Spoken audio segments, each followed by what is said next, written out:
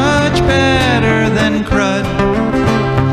I like birds and things, a-creeping and crawling, won't trade no more oil for blood. The sun done give us all we need to make this country run. But that black demon oil's got us fussing and fighting, and I do believe it's time we was done. I don't want them nukes run by them kooks who think radioactivity is fun. No more three-headed frogs or kids with leukemia. Nuclear power ain't fit for a dog. The sun done give us all we need to make this country run. But that nuclear power's got us fussing and fighting, and I do believe it's time we was done. No nukes! Good morning, Toledo, and good afternoon, Columbus, and hello to those of you listening on the internet, wherever and whenever you are. You have been among those fortunate ones who have tuned into For a Green Future.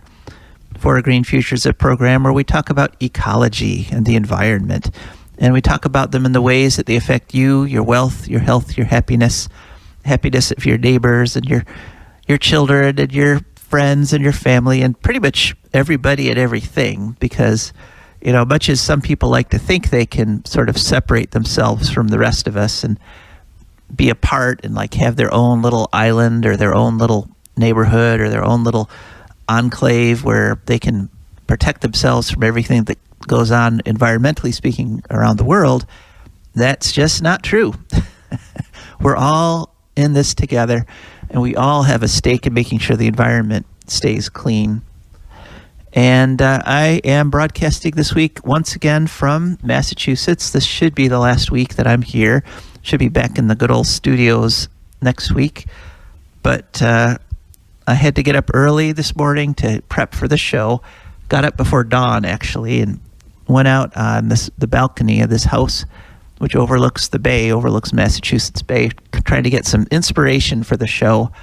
And I did. It always works. Whenever I step outside and try to get some inspiration, it comes. But one thing that I did notice this time, particularly, was the amount of light around here, the number of artificial lights. I mean, it's beautiful. It looks really nice. And there's red lights and green lights and blue lights and a lot of white lights, of course. But it just reminded me that we really don't need most of the artificial lighting that's going most of the time, because I was looking outside at about 4 a.m. There were no cars around. There was very few people were up or even awake at that hour. Almost nobody else was looking at all these thousands and thousands of watt hours of light that was being pumped out into the environment. And we're only now really beginning to appreciate just how much ecological damage that does, how many animals it confuses, and it really messes up the insects and the birds. And so I just wanted to remind people, one big thing that they have around here is a lot of displays about World War II, because this little town I'm in, Hingham, played a big part in World War II in building what they call destroyer escorts and amphibious landing vehicles for D-Day and things like that. So back in World War II, everybody was saying, turn out that light. The idea was both to conserve electricity, because a lot of electricity back then was being generated by oil, and it was also, protection against the Germans. Well, we are at a crisis of similar proportions when it comes to saving our country, and that is the global climate crisis. And so it's time for us to turn out those lights again.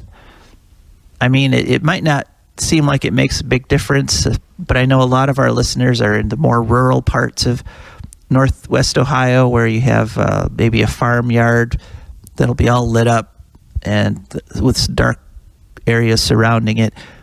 if you don't need all those lights all night long, just turn them off, and make sure your porch light's out. Just every little bit helps. Something else I noticed when I was out there on the balcony was the wind. It's about 19 degrees here this morning in Massachusetts, but the winds are intense, and they've been intense for a couple days straight now. No clouds, just lots and lots of wind. And it's just a reminder, I reported last week about how the estimates are there's 400 gigawatts of wind off the Atlantic coast, enough power to power the entire Atlantic coast. And just days like the ones we've been having the past couple days here are just a reminder of that. If there had been enough wind turbines going to capture this wind in a meaningful way around here, we could have shut down any coal plants that were powering. In fact, there have been weekends like this wind-wise over in Europe, over in the North Atlantic, where they have wind turbines. And on those days, they are literally able to go 100% wind. They're literally able to shut down all the coal, all the nukes, shut down everything, and just run off wind. And that's becoming more and more practical as more and more wind turbines come on. So we are making progress in this race to save the planet and ourselves. The question is, are we going to get there? Are we going fast enough? And, well, maybe. The answer is maybe. Now, we've got some more stories coming up in our Eco News segment that directly relate on this. We also have, of course, our advertisers coming at the bottom of the hour. And before that, in just a few minutes here, we'll be talking to Kevin Camps from Beyond Nuclear. Kevin is going to be telling us about the latest mad scientist plan that the Nuclear Regulatory Commission has in terms of nuclear power plants and how long they estimate they can run. And the number is going to shock you. It shocked me because, well, if you know anything about nuclear plants, you know that they wear out. If anything wears out, any of our engineered materials eventually fail, and some of these plants have been going now well beyond their designed lifespan. But that hasn't stopped the Nuclear Regulatory Commission from proposing this rule that Kevin will be talking about, that he'll be coming up at about 8:15. And of course, hopefully we're going to be joined momentarily by our wonderful co-host, Rebecca Wood. And as promised, she will be enlightening us on the difference between redwoods and sequoias. I mean, it might not seem like urgent information, but who knows? Someday your life may depend on knowing that. One thing I wanted to mention, for the past several weeks, we have stayed in the top 100 on Podomatic podcasts in the news subcategory. This past week, we were actually number 55, and that's out of tens of thousands of podcasts. So we must be doing something right. The numbers of people downloading our podcasts are going up fairly steadily. So really appreciate all our podcast listeners and all our YouTube watchers and all our, of course, live broadcast listeners and all our listeners on WGRN and in Columbus. Every one of you is precious to us. All right, well, Rebecca will be joining us in a not too distant future. Kevin Camps is already on the line, which is great. And so we'll be going to him in just a minute or two. All right, we got both our expected guests are on the line. But before we go to either of them, I wanted to remind you that this is a call-in show. We really appreciate when you join in the fun here, when you join us at 866-240-1065. That's 866-240-1065 with any kind of question or comment on any environmental issue or news story that you've seen or you've heard about or you've got questions about. We love to answer any sort of environmental question you might have. And this is really the time to start asking these questions, because with a new administration in, there's going to be a lot of movement on environmental issues. Will that movement be in the right direction? That's the question.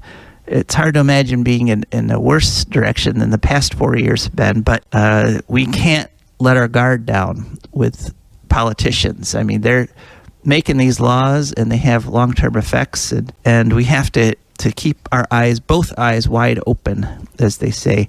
And I have, that's one of the stories we're going to be talking about in the Eco News section, is some of these environmental executive orders that Joe Biden has already done, and in fact did on his first few minutes in office. Great show lined up for you today. As I say, this is the best show in Ohio, but it does get better every time you call it, 866-240-1065. So, Rebecca, I understand you are on the line now. Line. Can you hear me? Yes, I can hear you.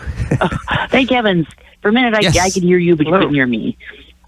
Hi there. Kevin, you're on the line with us too, huh?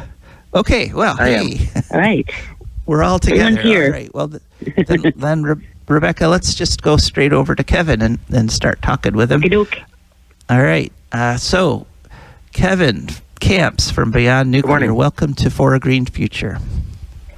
Thank you. Thanks for having me. You're welcome.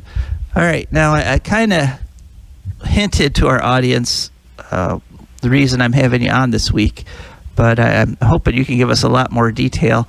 There's a proposal, as I understand it, by the Nuclear Regulatory Commission to extend the operating lifespan of nuclear power plants. That is the licensing for how long they can theoretically safely run. Could you tell our listeners a little bit about that and just what that number is?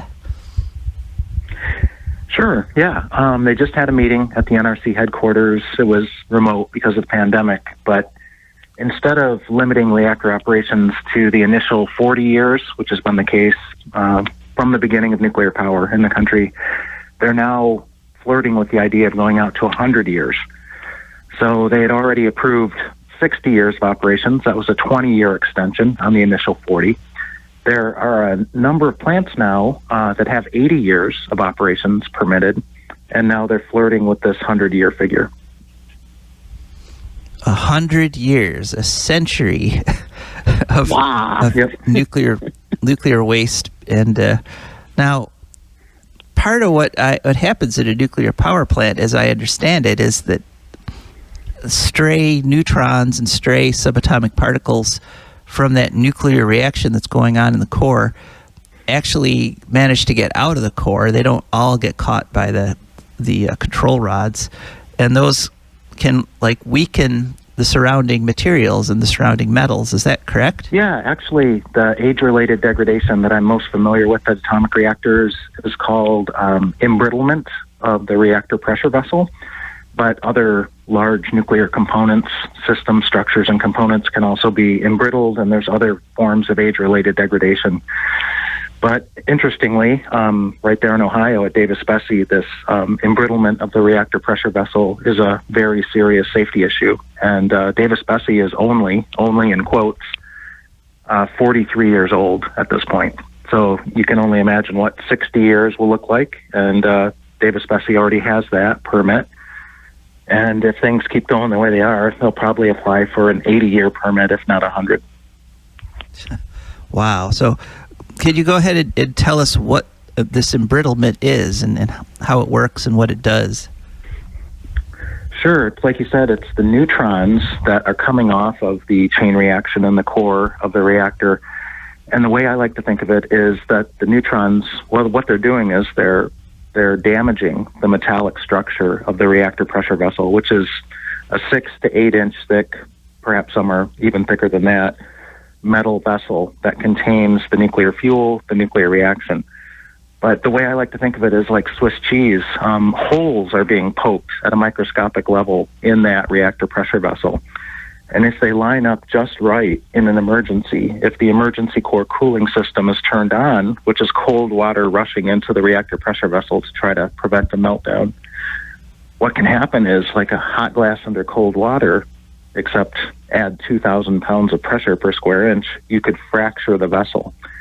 And if that were to happen, there would be a core meltdown. There's no contingency once you've fractured the vessel through wall. And your last line of defense against a radioactive catastrophe is the containment building itself. And at Davis-Besse, again, you've got a very damaged containment structure at Davis-Besse, so it probably would not withstand such a meltdown. So if there were some sort of emergency, some pump failure, some power loss, or that would cause them to try to quench the reactor quickly, the whole thing could fail and be unstoppable at that point. Yeah, there's no contingency for a through wall fracture of a reactor pressure vessel. It would what would happen is the high pressure water in a pressurized water reactor would instantly turn to steam and escape the vessel, which would leave the core uncovered and uncooled, and it would quickly overheat to the point of meltdown. And then all you're left with is the containment structure. And what's happening at Davis-Besse with the containment is that they have a severely cracked shield building. That's a part of the containment structure. They also have a corroded inner steel vessel that's a part of the containment structure. So they have these risks piling up at Davis-Besse, but depending on the plant, they all have their particular risks, their own age-related degradation going on. Uh-huh.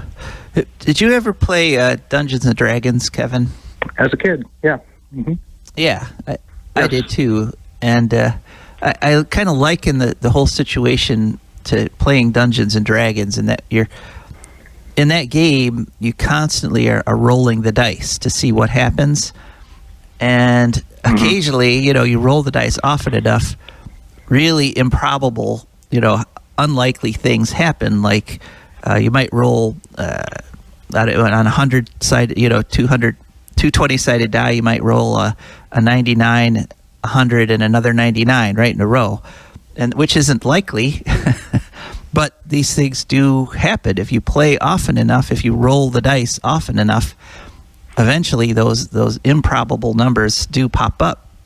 And what we're doing with these nuclear power plants is we're rolling those dice every minute of every day that they're operating. And so now the NRC saying they want to roll the dice for 100 years continuously on every nuclear power plant. And eventually you're going to get that aught. You're going to get that 100 on your dice roll, and something terrible is going to happen. It's just amazing.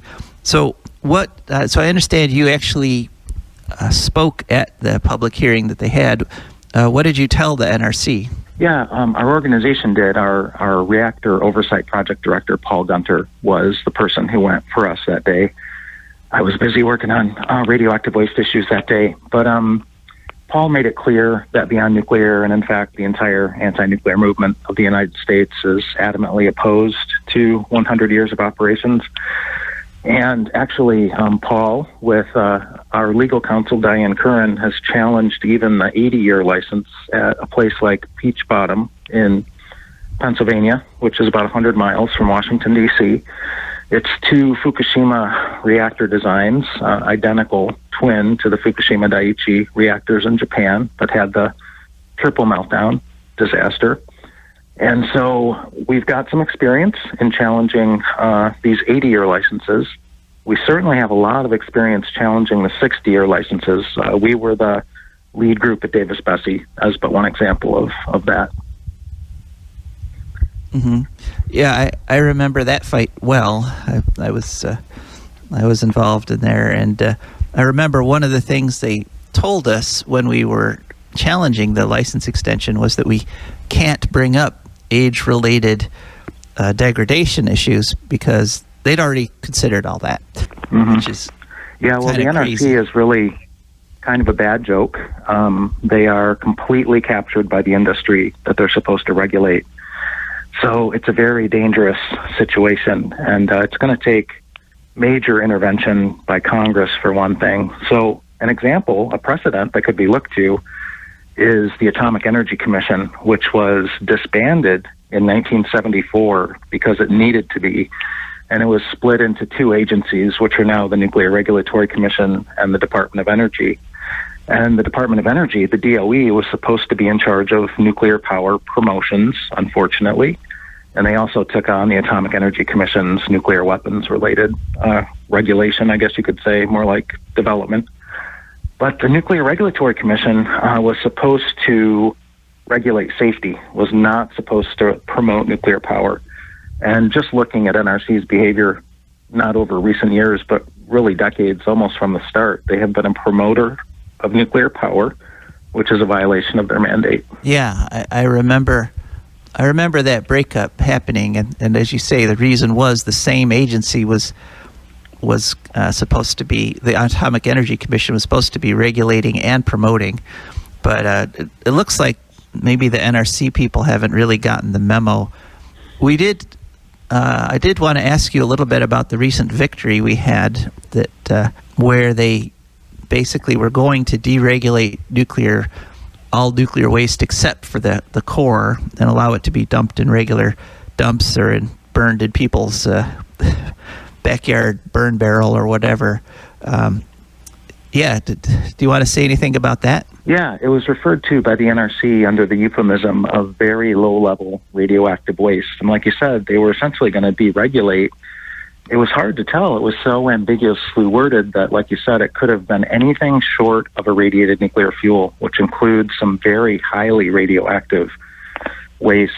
And fortunately, because of the pushback, and one of the leaders of that pushback nationwide was Diane DeRigo of Nuclear Information and Resource Service. And I asked her how many times she's fought this battle over the decades. And this was the 16th round of this fight. They call it different names each time at the NRC, but this time they called it very low-level waste. And it was a tremendous victory, but you can count on them trying it again, maybe even this year. Wow. Yeah, and that is another thing I wanted to ask about with the this might not be a fair question for you, but in the anti-nuclear community, I mean, we have to be on our guard, because in the campaign,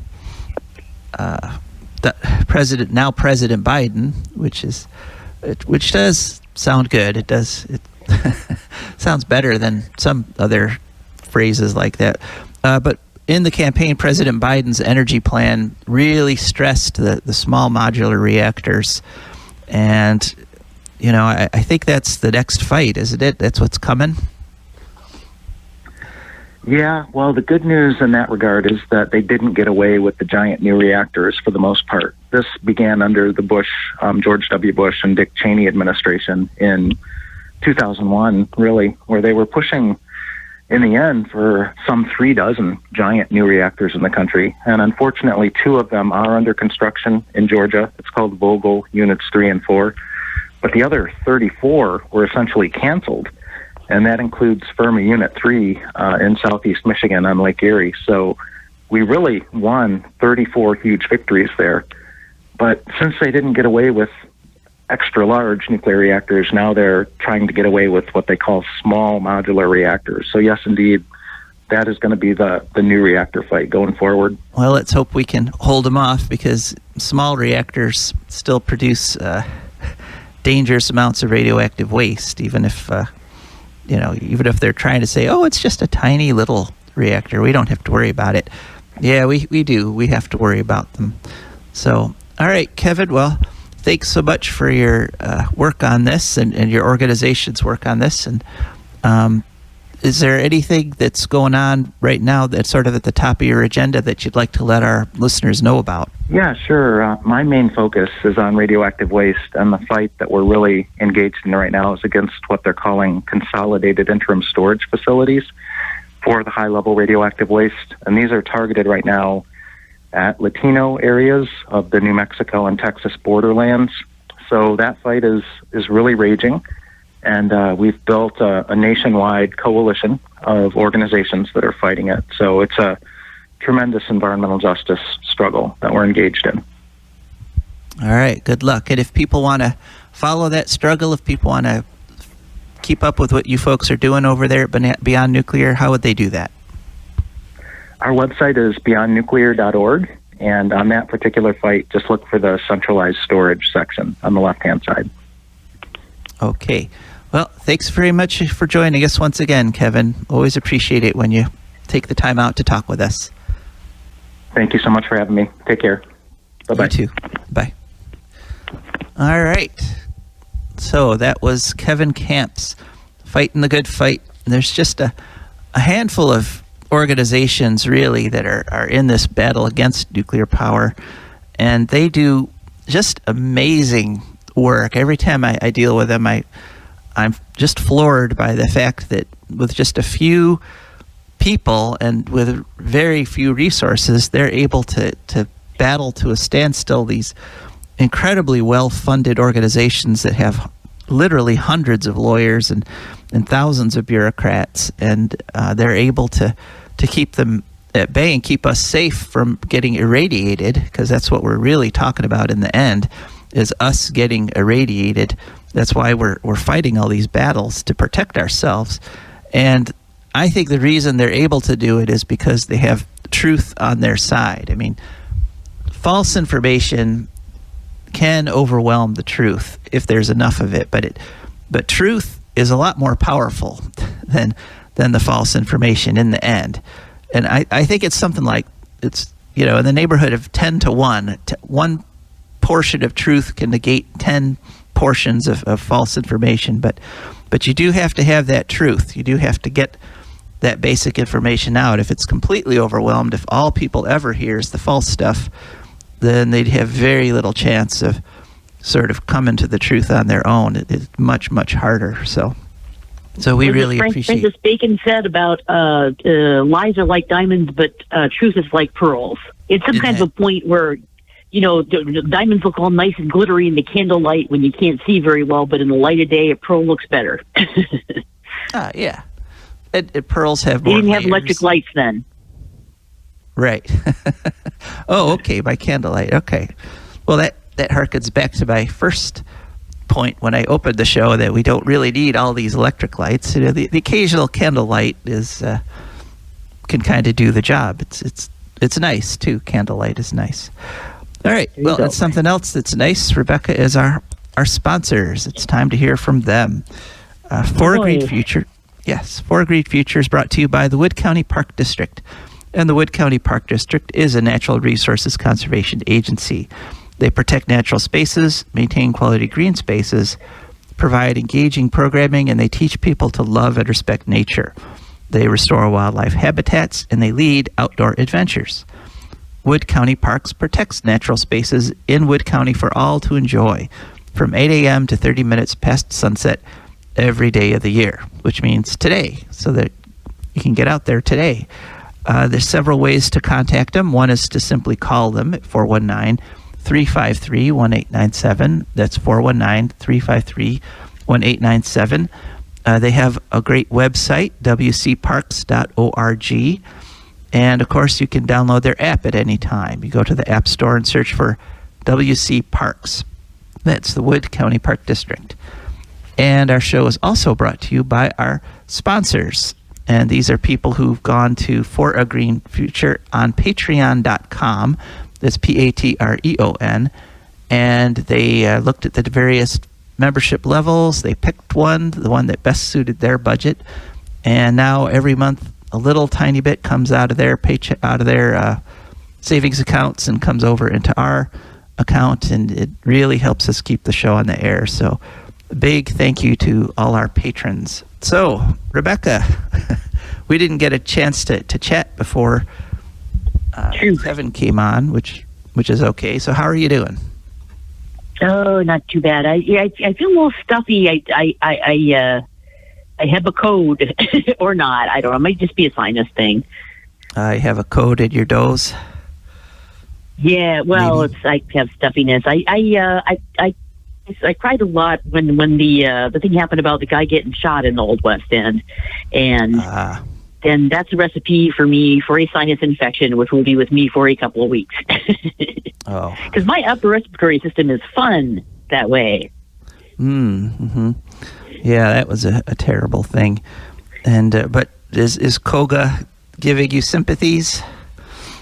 He is not. He's deserted me just because his mommy went away 2 weekends in a row and went to Akron. He has to go sit with her instead. He's a little booger butt. Oh, gosh. Well, I hope he writes or sends a postcard or something. Yeah, me too. All right. He's got to come back because he has its walkie times at 9, and then he'll love me again. Okay, good. All right. Well, that is one nice thing about dogs. The love is constant. You know what I as kept long as thinking they're about? there. Indeed. You know what I was thinking about when you were saying that stuff about rolling the dice, that if you roll the dice, and I was thinking, the phrase came into my head, the house always wins, which in itself is a euphemism for you're going to lose. Cash out while you can, or you're going to lose, and lose big. Yep.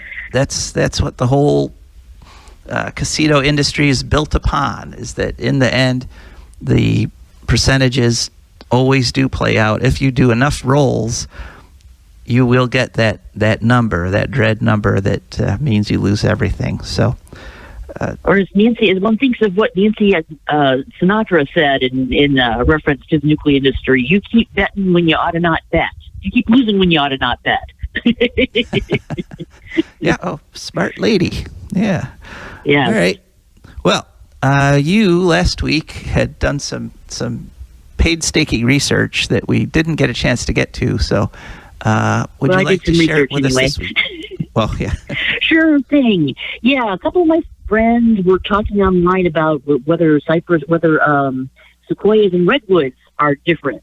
And the answer is yes and no. And it's, when you try to, it turns out what they actually are, long story short, they're a subfamily of the cypress family. But there are three separate genuses of redwoods. There's the dawn redwood in China, there's the giant sequoia, and the coastal California redwoods. Yeah, there's three of them. They're all in the same subfamily, but none of them are in the same genus because they all three warrant their own genus because there are so many fossil species of all three.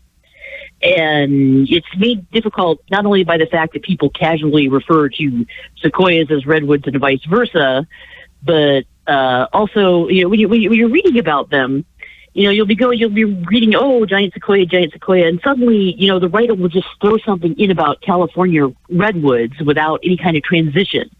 And they have a lot of common characteristics, and it's like, okay, suddenly coastal redwoods, blah, blah, blah. How long have you been talking about these and not giant sequoias, which I'm trying to look up, So I got very confused. But, yeah, so the giant sequoia really is called a giant because it's bigger around. It's the Sequoiadendron giganteum. Also, the whole thing recently got, recently within the last 100 years, got reclassified from some other type of tree, some other family of tree. They genetically tested it and know it's a cypress. So apparently it's hard enough that even they could not tell what family it's supposed to be in. Giant sequoias are endangered. The oldest one is about 2,000 years old. They think they can live to 3,000 probably. Tallest one is 325 feet. They range, a lot of them are as big as 250 to 300 feet. Really, one of the major differences besides where they live, giant sequoias are the species which likes to live on the western slopes of the Sierras. And also they're wider. The biggest ones are 30 feet diameter at the base. I guess there's a reason for this, why they are so wide at the base. Yeah. 30-foot diameter, right? I'm just trying to take that into account here. I mean, that's actually wider than the room I'm sitting in right now. Which is probably about half that. Yeah. Okay. Like a lot of other things about the whole subfamily, it's designed to protect them from fire, because having a wide base like that means that, like, tree litter coming from above will just kind of roll right off and go to the ground around them and not on their trunk. So then when things catch fire, they don't get injured as badly. So that, and the Chinese variety is actually called a water fir by the locals because they have a special shape which helps the water drip. It helps sea fog hit them, and then you drip down to the ground. The ground is water, and also they've got like fire retardant naturally in their bark, which is crazy. They are the world's oldest and most massive trees. They were especially, John Muir was especially, the great naturalist was especially fond of them, referred to them just as the big trees. Because you just look at them and that's what they think. The sequoiae were named after, as in giant sequoias, were named by a guy named Stephen Endlicher, who is a linguist and botanist. They're after the Cherokee great thinker Sequoia, who invented what I was taught to call the Cherokee alphabet, but it's actually a syllabary. Because I guess the Cherokee are like Chinese and Egyptians. Their language is not, their alphabet is really based on a syllable. It's like a lot of they don't go break it down to the individual sound. It's like a whole little chunk. And also, he apparently called that because after the Latin sequi, to follow, because the seeds in the various suborders form a mathematical sequence which tickled his brain good. And I get the impression it required a lot of tickling. He apparently had a big one. And the one with the biggest trunk is General Grant Tree, which I think is in Yosemite. There's a lot in Yosemite, and then Redwood State and National Parks are also very good for those. So you got those. Basically, they're bigger, they're thicker, they grow higher up on the plateaus in these Sierras. Oh, did I say? Yeah, they grow up more up in the Sierras. The California redwoods, coastal redwoods or redwoods, whole different genre, also in the suborder, but they tend to grow on the slopes, like leading down right near the ocean more. Those ones live between 1,200 and 1,800 years at least. The tallest one's 325 feet. Just kids. Just babies. Yeah, they're flash in the pan, those trees. The famous Agassiz tree is 250 feet tall and 25 feet in diameter.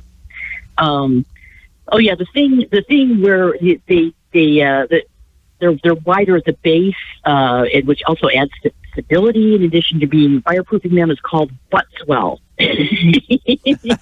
So that's poetic. Swell. Okay. Yeah, the bark. Yeah, and then the third one is the dawn redwood in China.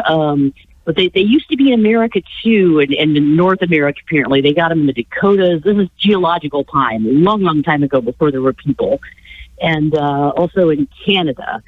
So they're in Hubei province, in Lichuan County in Hubei province. The oldest known one is part of this big shrine that they have. They're only about 160 feet tall, but they're real pretty. People like to use them worldwide wherever they'll grow as an ornamental, apparently. Cool. And they have at least 20 known fossil species. And I read a theory that the coastal redwood may actually be an ancient hybrid somehow of the giant sequoia and the Chinese redwood. Oh, that's interesting. So, basically, yada, you're right to be confused. There's no shame in having trouble understanding the difference. Okay. Well, thanks for shedding some light on there. And if not any heat, but maybe lots of light. I appreciate that. All right. Dappled and unreliable light there. But a lot of good information in there. Okay. So let's move on to our Eco News segment. One story we have, I'm working on this story, and I'm going to have more details on it next week, but just as a sort of a teaser, speaking of Akron, it turns out that Energy Harbor is marketing itself as an electricity supplier, and they're marketing themselves as a clean energy electricity supplier. And Energy Harbor, of course, is the company that owns Davis-Besse, the leaky, cracked, dangerous nuclear plant right here in Northwest Ohio. And so anything but clean. So, but I'm going to, like I say, I'm going to have more information on that next week. And maybe we're going to take a look at the whole electricity supplier issue, because there's a lot of confusion. There's a lot of companies that are trying to get into that market since we opened it up, and Energy Harbor is trying to use its unfair advantages to go ahead and try to bust into that market and take some people's money. Now, another story, speaking of taking people's money, Bill Gates, the multi-billionaire, $131 billion, I guess is the estimate. He has started a social media blitz promoting his energy plan, which relies on nuclear power. Oh, of course it does. Of course it does, yes. Bill Gates has invested heavily in nuclear power, and like many billionaires before him, notably the Koch brothers, he is starting to use his money to try to influence the political process to try to get his nuclear plants to be the ones that the government then invests tons of money in buying, and so, makes him even more billions of profit. That's how it works. But remember back in the 90s when everybody liked Bill Gates? Yeah, well, most everybody. He's burned through that goodwill, I think, at this point. Yeah, people in the software industry didn't actually like him that much because, he put most of them out of business because what we had back in the early days of personal computing, there were a lot of different operating systems, a lot of different computer manufacturers, a lot of different operating systems. Often they did not communicate at all, so you could not take information from one computer and move it to another computer. Bill Gates stepped in, and what has happened in some other industries is that everybody just sort of agrees on some standardization, and then you can swap data and do all the cool stuff that you needed. But Bill Gates picked the other solution to this problem, and that is that he went to the computer manufacturers and he did secret backroom deals with them so that all the new computers would come with his operating system already installed on it, and that pretty much wiped out everybody else. So he basically went around and established a monopoly, and thus we have Microsoft operating systems today. And back at the day, there were a lot of other systems that were actually much better operating systems. They had fewer breakdowns, they took up less memory, they were faster, they could do everything Microsoft could do and more. I think I remember one that was called GeoWorks, which was one of my favorites. But we ended up with Microsoft, and now he's kind of doing a similar thing with politically now. He's going and talking to a lot of politicians and saying, we really need to do this nuclear stuff, and it's a bad decision. I mean, we've gone over this many, many times. It doesn't matter if it's being promoted by a billionaire or by some guy on a street corner with a bucket of saying, please put in money for nukes. It doesn't matter who is promoting it. The technology itself is fundamentally flawed. It cannot help but create the nuclear waste, and we cannot afford to have any more nuclear waste. So I haven't seen any guys with buckets promoting that, and I'm familiar with some guys with buckets. Well, maybe because nobody likes nuclear energy unless they can make money off of it. So it's nuclear energy is not going to earn that guy any malt liquor, so he is against it. Well, there's a point. Will it fly on the street corner with your bucket? And nuclear energy will not. So let's hope Bill Gates just fails massively on this one. But even as we're getting distracted by the nuclear issues, which should have been settled as soon as Fukushima melted down, frankly, but that's another story. It's summer down in the southern hemisphere, just as we're in the quote-unquote depths of winter here. Australia is having a heat wave. It's about 113 degrees right now in Australia. So the thing that gets me is whenever they have the news stories about these huge heat waves, these incredible heat waves they have down in Australia, they always show pictures of people at the beach. And I'm thinking, if it's 113, I think most people aren't going to go to the beach. I think most people are going to go into their basements and take their air conditioners with them. And it's be kind of crazy to go out on the beach at 113 degrees. But that's what they're having, and it looks like it's going to be that way for a while. So far this year actually has been fairly mild in Australia, and they haven't had the horrible wildfires they had last year up to this point. But they're warning that this heat wave could stick around for a long time, and so we're going to be looking at that closely because we follow these things. Go ahead. There's a book called The Road to Cool Rain, which talks about what happened during an Australian drought in I think in the 1930s. It really wasn't good. There's whole chapters of harrowing descriptions of sheep slowly starving to death. Well, I might have to. I might keep an eye out for that one if I could find it. Yeah. All right. And remember the author's name, Road to Kurain. Road to Kurain. All right. Well, we'll take a look at that. I'm actually reading Walden right now. Oh, man.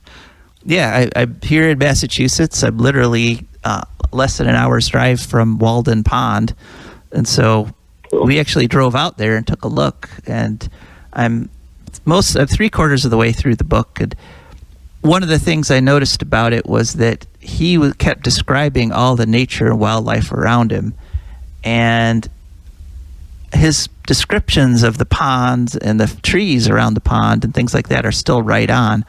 But the biggest difference from when Carol and I visited was it seems like there's a whole lot less critters, a whole lot fewer species of birds and things.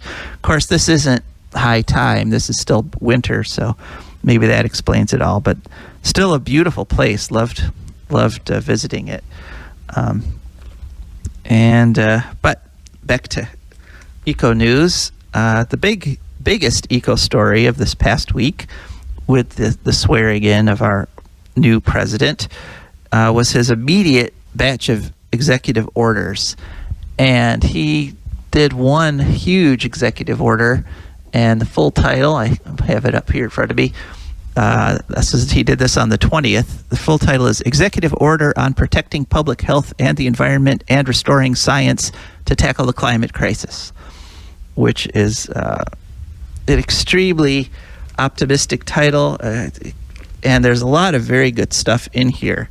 I just wanted to go through. The press talked about how he canceled the XL pipeline, which is in there, which unfortunately has caused a backlash amongst labor unions, because for some reason they're thinking that they have to keep their future tied to the fossil fuel industry when the fossil fuel industry has to end. And so fighting something that's moving us away from that is kind of like staying in the last century. It's kind of like staying in the 20th century when, we're in the 21st century, folks. It's time to move on and get jobs in new technologies. But I wanted to go through real quick what some of the other things in this executive order, because there was a ton of stuff. One is ex-President Trump had freed the fracking industry from regulations that had limited their methane emissions, and he did that by executive order. And so Biden just reversed that. So now the fracking industry has to reduce the amount of methane that they just pump into the air, which is important because methane is so much more powerful a greenhouse gas than carbon dioxide that it turns out that switching to fracking away from coal ended up not having any net benefit, because the fracking, even though there was less methane put in the air, it's so much more potent than CO2 that it basically it didn't make any difference in terms of the amount of greenhouse gases that we were putting into the air. So that's good. That's a good thing that's in there. Another thing is that Trump violated a lot of national monuments, a lot of sensitive environmental areas that were protected as national monuments. Trump, all through his presidency was like, oh, sensitive natural area, let me at it. And he removed protections from tons of them. And so this reinstated the protections for Bears Ears, Grand Staircase Escalante, and Marine National Monuments. And it didn't exactly directly protect all of those, most of those. It just said, the Attorney General and the Interior Department Secretary will look at them and make recommendations, but most likely those recommendations are going to be to restore the protections. He's got a national climate advisor who he's given cabinet level. He's got lots of authority, or she. I'm not sure who the national climate advisor is going to be, but there is one. That's the cool new thing. We have a national climate advisor. The Arctic Wildlife Refuge, he has halted the drilling that we reported on the sale of the oil and gas leases. he's halted the drilling. Unfortunately, it's only a temporary halt until legal questions can be answered. It's not just a permanent, straight out, okay, no drilling in the Arctic National Wildlife Refuge, but it is a temporary ban. So hopefully that can become a permanent ban. He did just straight out reverse the Trump administration's opening up of the Arctic Ocean shelf drilling, the offshore drilling. So that is banned. So there won't be any oil derricks going up in the Arctic Ocean. Thank goodness. And one interesting thing is that he is calling on all his agencies to talk about the social cost of greenhouse gases.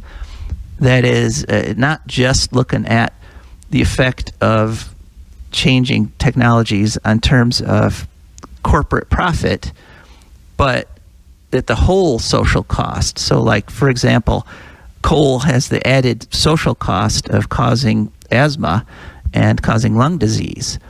And in Trump's reckoning on whether a project's going to have an environmental benefit or an environmental harm, they never accounted for any of that stuff. They never accounted for the effects of pollution that didn't directly cost some company some money. And so it was very easy to justify almost any anti-environmental aspect, because if you don't factor in the true social costs of it, then it it looks great on paper. But now, from now on, as long as Biden is president, that will have to be part of the calculation, and so it should make it easier to protect everything. And one other really nice thing is that he restored the definition of wetlands. As you recall, President Trump redefined wetlands to not include wetlands. Basically, he redefined wetlands only as like running rivers and things, and so all the marshy areas around wetlands were no longer considered wetlands, which allowed for things like there's a housing project that wants to get started in this neighborhood that is obviously on wetlands. It's marsh plants all over the place, but under Trump, these wetlands weren't considered wetlands. Under Biden, they're wetlands again. So hopefully that'll mean a lot of really. The whole point of the term wetlands is that land is in there, you know? If it was just body of water, then that would make sense. But it's the land around the water, which is mushy, yeah, for lack of a better term. There are probably actually, there's not a lack of a better term. There are better terms. Like wetlands. Yeah, wetlands, right. So basically wetlands are wetlands again. Yes, so okay, good. There's a lot of good stuff in this executive order and in his other executive orders. And so I am permitting myself some hope here. There's a lot of people on Facebook and on the internet that are saying, oh, it's just another con job. You can't be trusted, blah, blah, blah, which may be true, but I am willing to give the benefit of the doubt and accept these good things he's done. Now, a lot of this, what this did was it brought us back to zero. In other words, it brought us back to where we were before the Trump administration took us backwards in terms of... It's like Mikhail Gorbachev used to say, trust but verify. Oh, trust but verify, right. Yeah. Yeah. Actually, that was Reagan. A lot of people talk. People are talking about Biden as if, the same way they talk about Trump, oh, you have to give him a chance, as if me being skeptical or criticizing him means that he will be paralyzed and unable to do anything good. I don't know about you, Joe. I don't think I have that kind of control over the universe. I don't think that my specific thoughts and emotions will, paralyze Joe Biden so he can't do anything. Well, I think I can question him, and he will still be able. Well, things would be different. A lot of things would be different in the world if my wishing and thinking about things made them different. So I think maybe it doesn't, maybe it doesn't try hard enough. Yeah. Well, we'll see. Yeah. I mean, it is up to each of us to decide how much of a chance we want to give him. I mean, the thing about Trump was that he, on his first day, did terrible things, like approve the XL pipeline, which Biden has revoked the approval for the XL pipeline. It's one of the good things he did. I mean, so you don't have to give them much chance to show who they are. Now, he did that without me having any faith in him at all.